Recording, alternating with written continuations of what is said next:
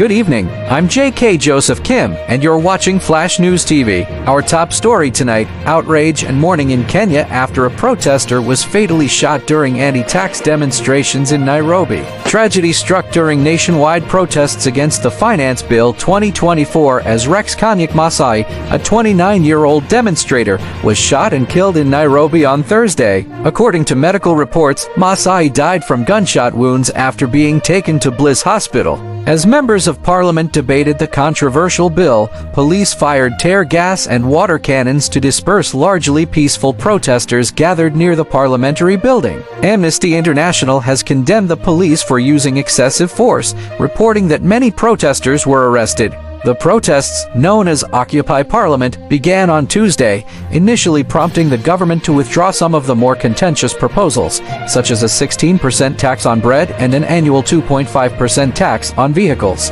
Despite these concessions, the anger among mainly young protesters remains intense, with many criticizing President William Ruto's administration for imposing unpopular taxes that they claim stifle economic growth and cause job losses. The Finance Bill 2024 is unfair and will make life harder for everyone. We are out here demanding that the government listen to our concerns. The police have stated they are investigating the circumstances surrounding Masai's death. Activist Boniface Mwangi reported that Masai was unarmed, carrying only his national ID and phone when he was shot. Masai's mother, Jillian Munyao, emotionally recounted how her son joined the protests after work and was evading tear gas when he was fatally shot. The only mistake Rex made was defending everyone's rights, she said, calling for justice for her son. The Kenya Red Cross reported that 39 people were injured during Thursday's protests, with 8 in critical condition. The most seriously injured were evacuated to Kenyatta National Hospital for further treatment. On Tuesday, a police officer lost both arms when a tear gas canister exploded prematurely.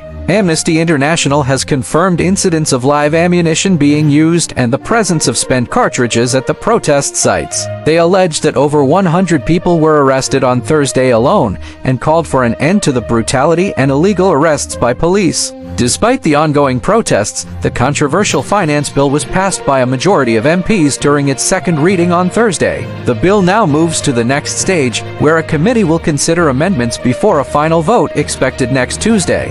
As the nation mourns the death of Rex Kanyak Masai, calls for justice and accountability grow louder. We will continue to follow this story closely and bring you the latest updates. This has been J.K. Joseph Kim with Flash News TV. Stay tuned for more news after the break.